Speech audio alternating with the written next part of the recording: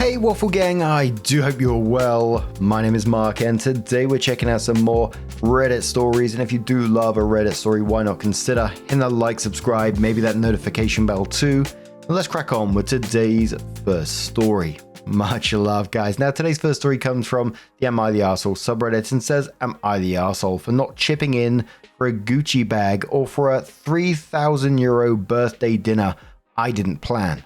I, 29 female, and my husband, 35 male, are part of a close group of friends. We're all in our late 20s to mid 30s. Most of us are married or in serious relationships, and we usually celebrate birthdays together. The usual setup has always been that the birthday person hosts and pays for everyone. But a year ago, this weird new tradition started. For each birthday, someone opens a WhatsApp group and says, let's all chip in for this really expensive gift. We're talking about things like Hermes flip-flops, Formula 1 tickets, Gucci bags, and it's all very public and a bit uncomfortable to say no. My husband and I have always gone along with it, even though it's felt a bit much at times.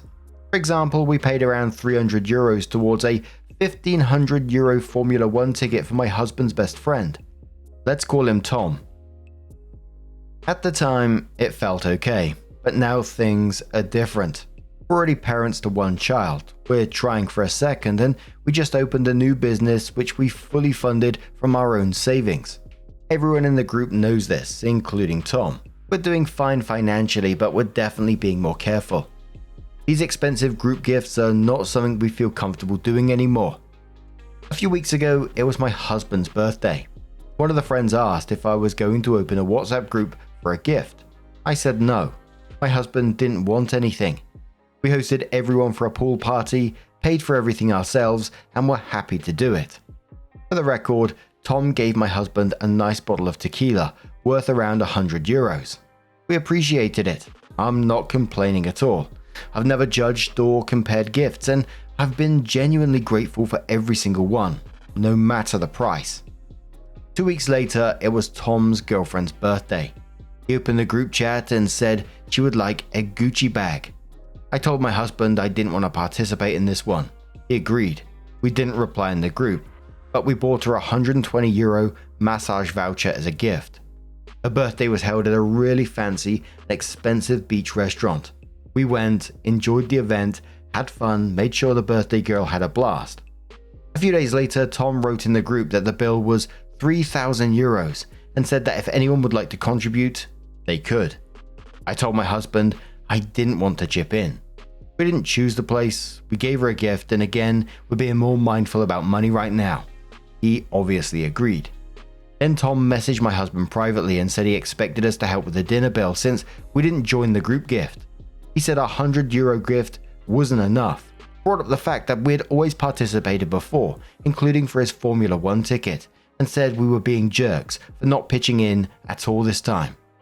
I honestly don't understand it. I never once complained about the gifts we got. I've always been thankful, but suddenly we're being labeled as the rude ones just because we made a different choice this time based on our current situation. Nah, not the arsehole for me. You gave a thoughtful gift which was €120, which is more than I give to my family. And I know we're talking about different budgets and lifestyles here, but the audacity of him demanding that you pay for that €3,000 dinner after he chose it just has me wondering how entitled Tom is in other parts of life as well. He sounds like a bit of an arsehole, if I'm being honest. You know, he was asking for the money after the fact. Weird. But OP comes in with some comments and says, I'm a lawyer and my husband is a real estate broker. We work together and own the company. Our friends are in finance, a doctor, and digital marketing. Tom's girlfriend is actually the one that started the whole thing with his F1 ticket. Then says, yeah, I guess everyone in the group is pretty well off. I have to say we're all friends for many years and everyone built themselves all alone. No help or favors given. Still, I'm not the type to spend money on expensive stuff I could otherwise spend on my kid or the new business. The bill he wanted us to pay is more expensive than a month of kindergarten for my son. That's a clarification saying, we had absolutely no problem paying for our meal, but for the past decade, the birthday person always paid for the lunch and dinner. We only found out about the high bill a few days later, None of us ever asked anyone else in the dinner party to pay. When we were still young and couldn't afford it, we used to host at home. Then adds, we decided to do that after every birthday dinner ended in a fight on who will pay. We used to all cover our meal plus a part of the birthday person's meal, but then they would fight back, etc, etc. A matter of culture, I guess. And no, we absolutely RSVP'd to the dinner, just didn't answer the gift group thing. And OP says update, and it's a hilarious one. We've been trying to figure out who keeps logging into our TV streaming service. We live in Europe and the streaming service is to watch TV from our home country. We pay about €280 a year for it and can only use it on 2 devices at once. We kept being logged out of our living room TV. Turns out Tom was using it since my husband logged in at his house a year ago. Guess we're even. Lol. To be honest, and I never liked him, but he has this bond with my husband that I don't understand, yet I respect. The bag would have been €150 per person, so €300 in total, but yeah, we should have spelled it out. And adds one more comment saying, we've done the same thing for about a decade. The birthday has hosts and takes everyone out for dinner, and the rest get gifts they want to. When we were younger, we mostly hosted at home. When we grew older and finances got better, we started going to restaurants. The WhatsApp thing started this January. I'd be embarrassed to put something like that on a WhatsApp group someone created. Oh yeah, guys, I'd like a $1,500 F1 ticket, please, if you wouldn't mind. That'd be absolutely lovely. But OP comes in with another update and says, hi everyone. I posted parts of this update in the comments of my original post, but I thought it'd be better to collect everything into one proper update so it's clear and complete. After reading the comments, my husband and I realized we hadn't been as clear with our friend group as we should have been. So we wrote a respectful message in our group chat with everyone. Hi guys, first of all, we love you all. Just wanted to say we're no longer participating in the group gift tradition. With our growing family and the new business, we're trying to be more mindful with money, but always celebrate you in our own way. Thanks for understanding. Most people responded kindly and said they completely understood. Then one couple reached out to us privately and told us they're currently going through IVF. They said they've been feeling very uncomfortable with the pressure of the group gift tradition, but didn't want anyone to know what they were going through. They were afraid that if they opted out, people would ask questions. They were really relieved we spoke up. We also spoke to everyone else individually. Aside from Tom, his girlfriend, and one other couple, everyone was glad to stop the expensive gift tradition. That one other couple preferred the group gifts because they found them more convenient, but they weren't upset at all and didn't cause any drama. They just said they go along with whatever the group decides. Tom and his girlfriend, though, didn't take it so well. Yesterday, Tom texted my husband saying our message in the group chat felt very passive-aggressive and like they were throwing shade at him. His girlfriend messaged me and said we should have just told her privately that we don't have the money, instead of announce it in front of everyone.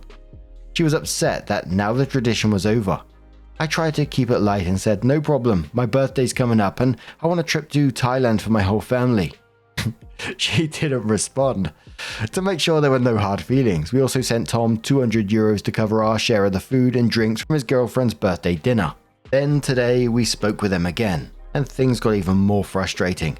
They told us that our decision not to do any group gift or any gift at all for my husband's birthday came off as condescending and inconsiderate, as if we're better than them for not wanting gifts. Apparently, it made life harder for everyone. That was never our intention. We just genuinely didn't want anything and were happy to host and celebrate without gifts. As a group, we've now all agreed to go back to the old tradition. The birthday person hosts everyone. When we were younger, that usually meant breakfast, lunch, or dinner at home, nothing over the top. It felt more personal and less stressful, and everyone seems happier going back to that.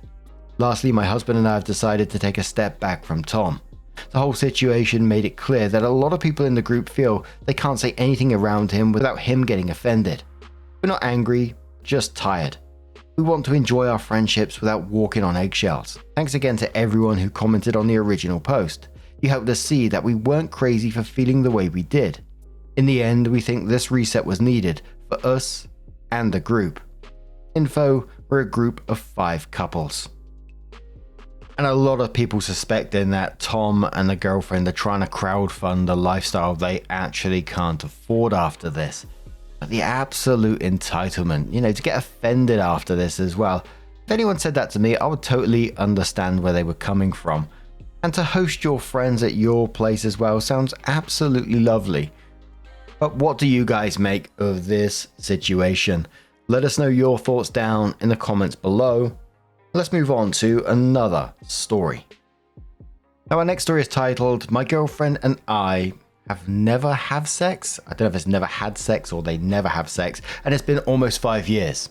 Am I the arsehole? It starts, "Yes, I mean never. Me, 27 male, and my girlfriend, 26 female, have been together for almost 5 years. When the relationship started, I assumed she was being flirty and building the temptation. We were having so much fun going on dates, and I was just so excited for the time to come. And it still hasn't come. But I've tried to talk to her. I've brought this up hundreds of times. Every time I gently start the conversation, she starts crying and she says she feels guilty. And she gets angry at me for always bringing it up.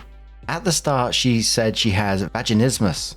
She has seen a specialist about this once because I asked her to, and has the tools for exercises that they use to fix it. They have been sitting in her bedside drawer ever since. I'm not blaming her for having vaginismus, and I'm sure that it's a horrible experience, but sitting here for 5 years waiting doesn't feel fair. The last time I brought it up, she said she has just never had the drive to have sex, and it's not something she's ever wanted, but it's something that I want. I've asked her to go to the doctor to get her hormone levels checked, which she did. She went off her birth control about 3 months ago and absolutely nothing has changed.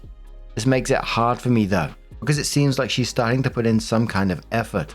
She is beautiful and smart and she has a good job. We live together and her family love me. We do everything together and I miss her when she's not around. I just don't know if I can live like this. I've already spent 5 years of my 20s in a sexless relationship. I've been hoping that she would just have some sort of awakening or breakthrough and become a sexual person. She has recently been bringing up engagements, feeling annoyed that her friends who have been together for less time than us are getting engaged, and I haven't asked her. I can't see myself proposing and trapping myself in a life where I never have sex again. Am I the arsehole for building resentment towards her and expecting her to change after all this time? What do I do? Commenter says she should date an asexual, and you should date someone who's not asexual. Positive Medium says this is the answer. I dated an asexual woman for a couple of months. Sex twice and it was like a chore for her. An inconvenience. It's a horrible feeling. Asexual people should date other asexual people. It only hurts others. Meister says just hopping in as an asexual. I'm very sorry for your experience. Sexual incompatibility is real and I totally get how it sucks to feel like it's a chore to the other person.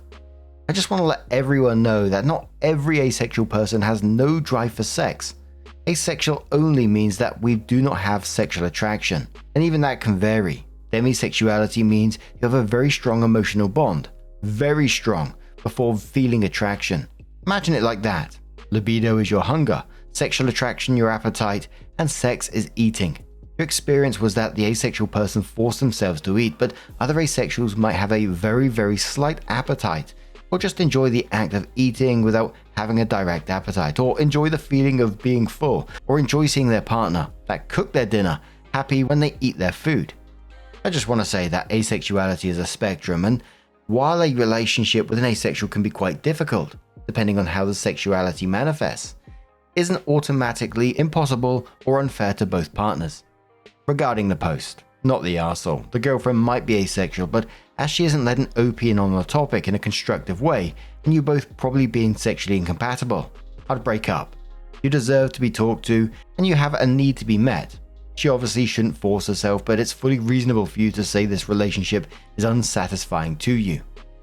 Died in the Wool says, yeah, this sounds dead in the water OP. You're too young for this. You are sexually incompatible and there's nothing wrong with that, but it's unfair to keep each other in a relationship if you aren't compatible.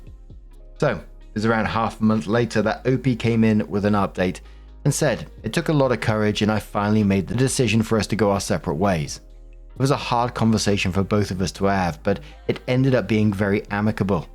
We are still living together for a couple of weeks and I told her to just say the word if she needs some space, as I've got some great support with friends and I can stay with before I move states for a 5-week university placement. She's got her parents' house 2 minutes down the road, and she even offered to stay there as she's empathetic to the fact that I don't have that option. She has no problem with me leaving personal non-essential items at the house until I find a new fixed address. She won't kick me to the curb, basically. She's been very mature about how we move forward. We've had some of the best conversations we've ever had and reminisced about all the things that were great about each other and our relationship. Overall, we have no spiteful feelings for each other and can feel confident that we can be friends again in the future, after respecting having time and space from each other. Once again, I appreciate all your comments and messages. Sweet Sparkle says, breakups are tough, but it's heartening to see such maturity and respect. Wishing you both the best in your next chapters. Musician Bear says, dear Lord, 5 years! You have some unholy level of patience. Congratulations on moving on with life and doing it without being a dick about it. Important Shirt says, this was the best outcome. Breakups suck. Best wishes for the both of you. But now, I'm going to turn this one to you guys. What do you guys make of this situation? Let us know your thoughts down in the comments below. Let's have another story from I Bleed Audio, who says, would I be the arsehole here for not reminding my wife it's my birthday? I've been married for 6 years and I love my wife dearly. However, there's been a disconnect between us. I feel like I'm more invested in our relationship than she is. I'm always the first to apologize when we argue, always the one to press issues so we can talk, and the one who typically bends so we can find balance. Today is my birthday, and so far it's like she has no idea. We went through the normal motions this morning, talked about our day, and she asked if we can grab takeout tonight from her favorite place, so she's clearly forgot. I'm not someone who makes a big deal about things like birthdays, but also, I guess I'd like to have it acknowledged. I'd like the reassurance that I matter to people. I mean, I feel kind of invisible in my own life sometimes, and I just want to know people care. I guess I'd like to know if I'm a priority to her, to see if she would even acknowledge my birthday if I don't prompt her. I mean, I took her out for hers, got her gifts she loved, etc. I'm just curious if I would even hear the 2 words if I didn't say anything. Would I be the arsehole if I continue to go through today without telling her? Now clearly it's more than about this one situation, because OP said very early on in the post that recently there's been a disconnect between them. That OP feels more invested in the relationship, but I don't blame you for just seeing what happens. I mean, it's a bit of a test, isn't it? And they never usually work out well in these situations, but it might give you some of the answers you need. But ultimately, I think, there needs to be a bigger conversation about how you're feeling at the moment, because as you said at the very beginning of the relationship, the disconnect is there. It's not going to get better without talking, is it? OP was answering some questions and saying, I mean, she isn't a terrible wife. Normally things are good between us, but it's just lately it feels there's a disconnect and I'm not really sure how to address it. She has a history with trauma, so her communication isn't great and often just assumes I should know things she's thinking or make the same connections she does. I don't really know how to address that, I guess. Someone asked if the wife has a habit of forgetting things, and OP says no, not really. She has a history of hating her own birthday and tries to avoid it, so I kind of have to dance around that to show that I care.